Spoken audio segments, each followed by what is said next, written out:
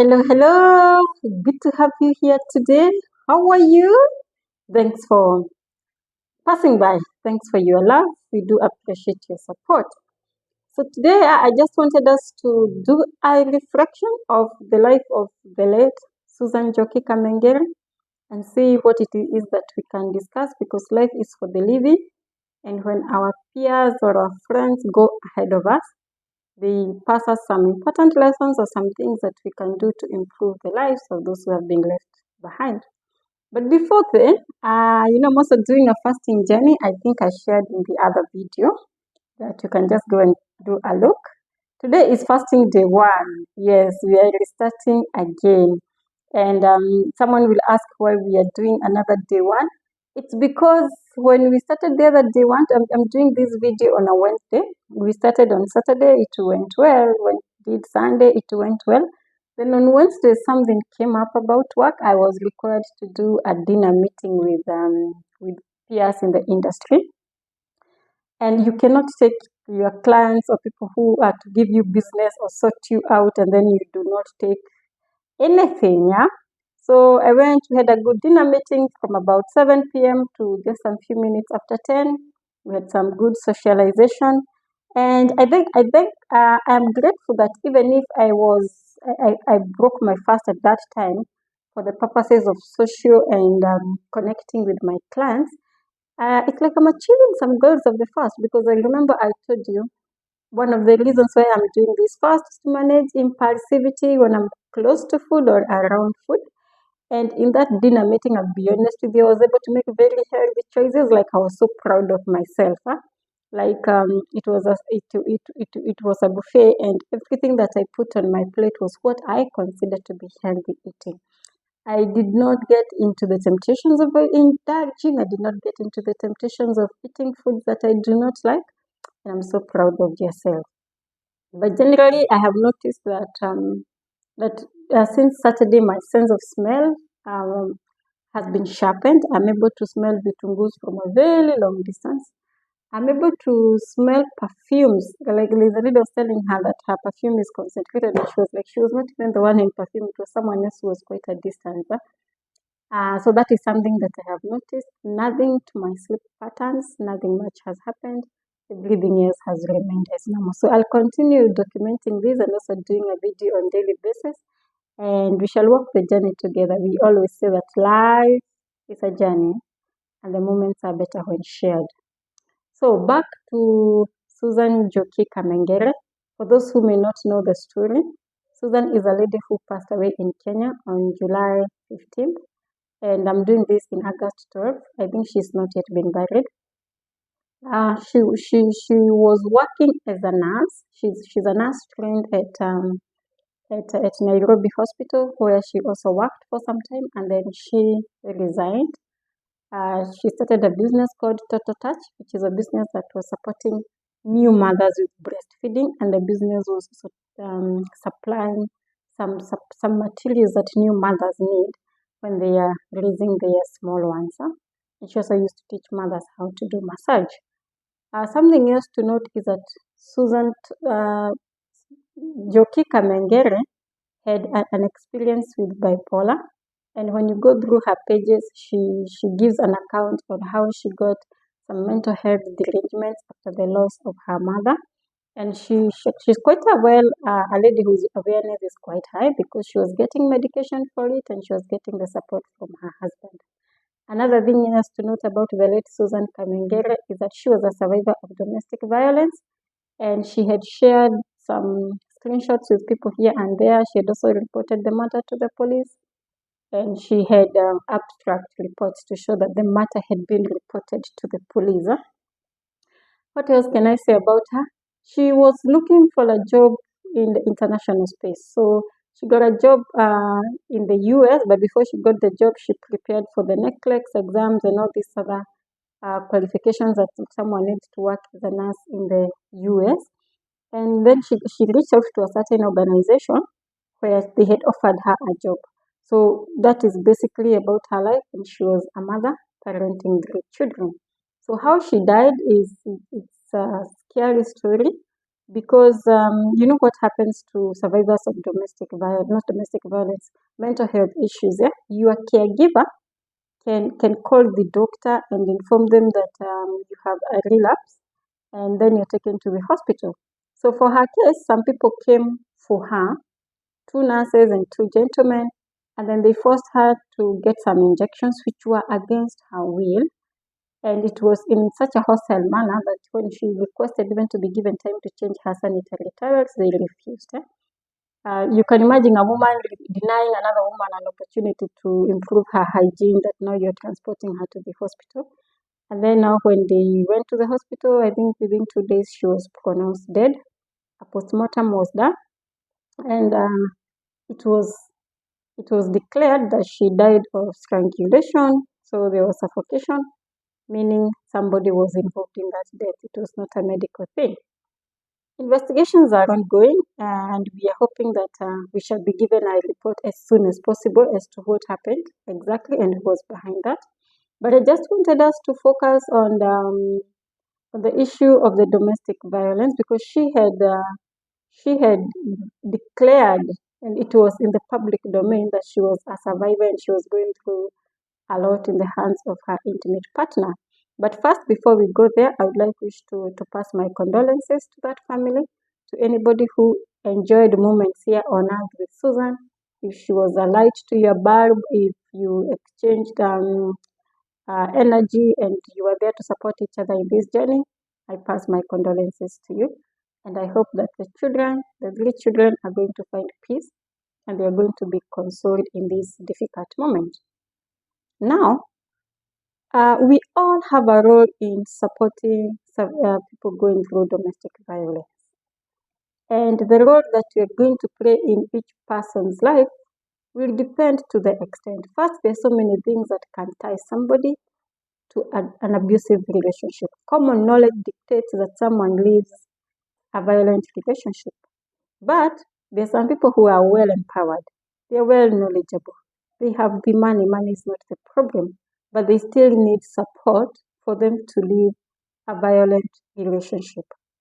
And it is important that we offer them the support that when they reach out to us, and even when they do not reach out to us, especially if it is somebody that you love. If it is somebody whose absence will cause you some pain, and they've told you they're going through domestic violence, you have a role to play in supporting that person. There are many things that will tie somebody to an abusive relationship. They can be tied there because of their own personal inadequacies. Some do not feel valued. Some do not feel enough to live a single life. Some do not feel enough to provide for their own needs. Some of them could be cultural conditioning. They grew up knowing that to be a single mother is bad. They grew up seeing single women being shamed in the society. They grew up hearing their fathers and their mothers, when they're talking on the dining table or in the living room, castigating those women in their neighborhoods who are single parents. They have grown up in church where divorcees are labeled, where the church will receive their money but they cannot give them leadership positions, where they cannot promote them. And for some people, I hear that even fellowships cannot be held in their houses if they are divorcees. So this woman who has grown up with all those conditioning, and also something about personal development, the people who have not evolved, because life is all about evolution, they've not evolved to support themselves in some situations. But we each have a role to support somebody who is going through domestic violence. So let me start with the role of a father, the man whose this child or this lady holds the surname. A father is one of the most important persons in the life of a woman. When a girl is small, her relationship with the father is going to determine a lot of things. It is going to determine her confidence levels. Her relationship with her father will determine and influence her worldview. So if you're a dad and your daughter is going through domestic violence, first you need to affirm that lady. You need to tell her that she is enough. You need to tell her that you will support her in whatever decisions that she makes about her life. Maybe what is tying that lady in that relationship is the fear of leaving and annoying you as a dad. I know it is difficult for a parent to tell a child to leave their marriage.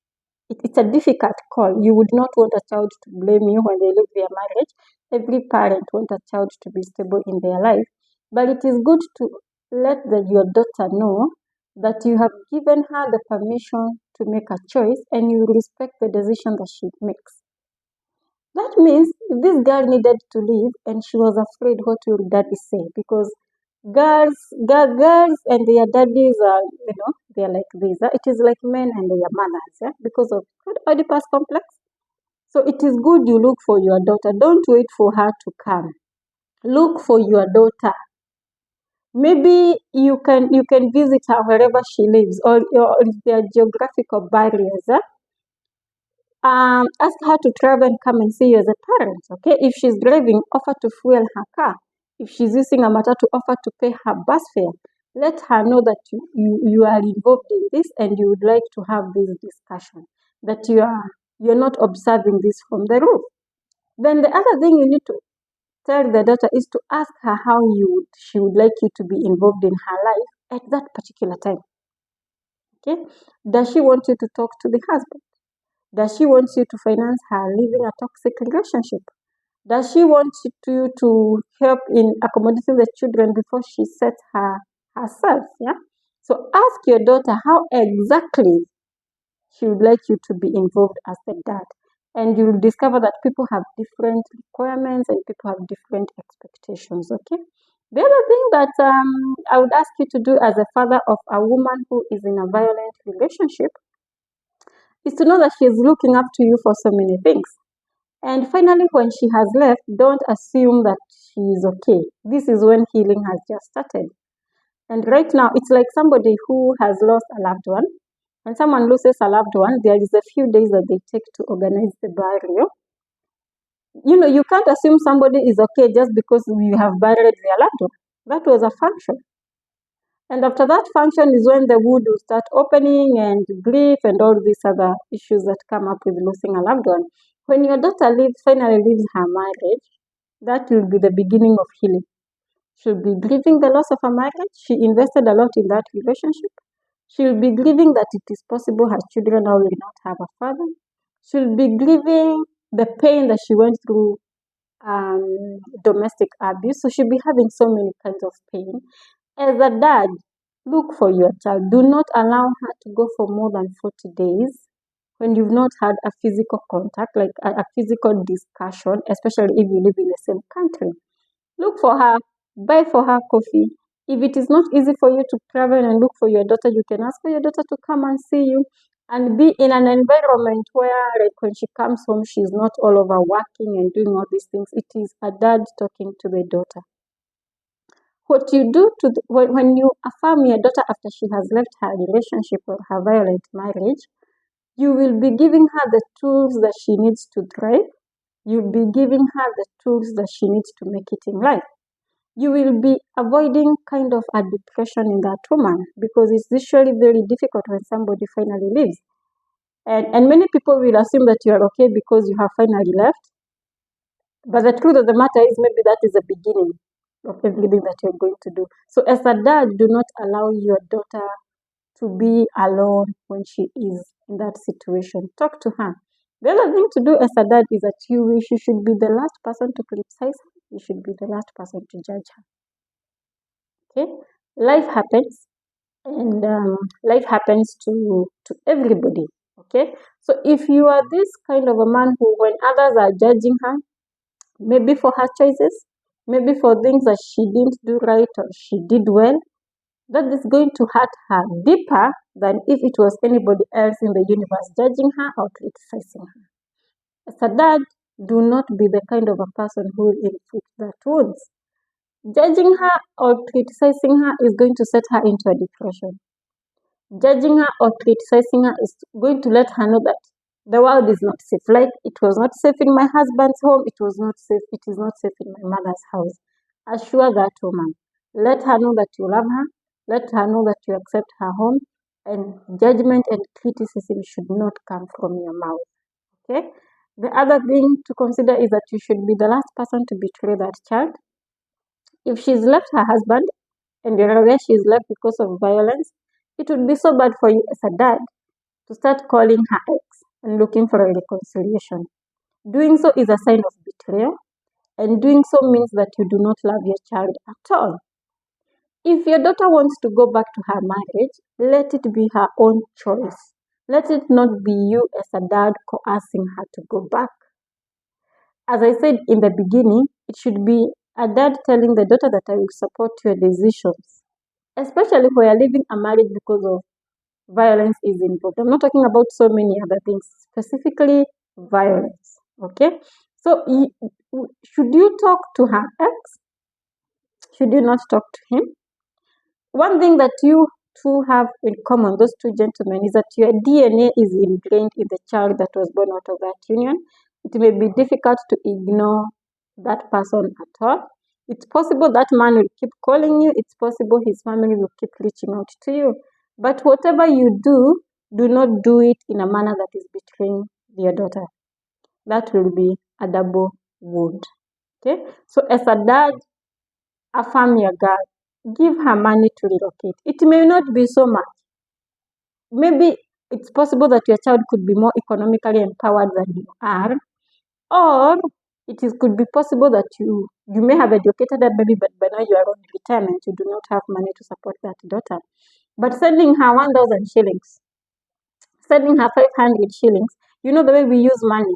Like when you're doing contributions for a funeral, we are not telling them that we're here to sort out your bills. We're telling them that we care. So you can use money to let your daughter know that you care. You have found 2,000 shillings, 3,000 shillings, just send it to your daughter. Let your daughter know by actions that you are in it together and that you're supporting that child, okay? But the worst thing that you can do as a father is to betray your daughter. The worst thing you can do as a father is to judge your daughter. And the worst thing that you can do is to criticize your daughter. But you have a role to play. The church will come and they will play their role. The society will come and they will play their role. But as a father, what you say and you do not say during that time matters a lot. It matters a lot. We've had cases of women in this country taking away their life. We had a case recently where a woman took away her life and she also killed all her children so that she cannot leave them safely. And when we followed up that story, we had that it is because every time this lady would leave her marriage, it is the father who would disapprove her. It is the father who was the first one to betray her. Okay? So, loss of a marriage or a divorce affects everybody. It will affect the friends that were involved. It will even affect the pastor who joined that union. It will affect the neighbors who they were living with. Yeah? But the worst that you can do as a dad is to stay aloof. It is to be an observer from the benches. So support your daughter, walk with your daughter, look for her. If she has left or she's not left, she's not mentally stable. There is no one who can be going through abuse and they're mentally stable unless that person is from the moon. So what would you do when your daughter's health is not intact? Because there is no health without mental health. It's for you to walk with your daughter. It's for you to be close to your daughter. It is for you to go look for her and tell her, no, I just wanted us to take coffee and you just have a good talk. It is for you to silence the voices that are there to blame your daughter or to hurt her or to make her feel bad about everything. Okay? But most about all, it is for you to affirm your daughter, to tell them they are accepted and that they're important in this world. Okay? So I just decided to do that because I hear so many people criticizing Susan Kamengere. Why did she leave? She was educated. There's so many things that hold people back. There's so many things that hold people back. It would be unlikely that Susan would have been able to walk out of that relationship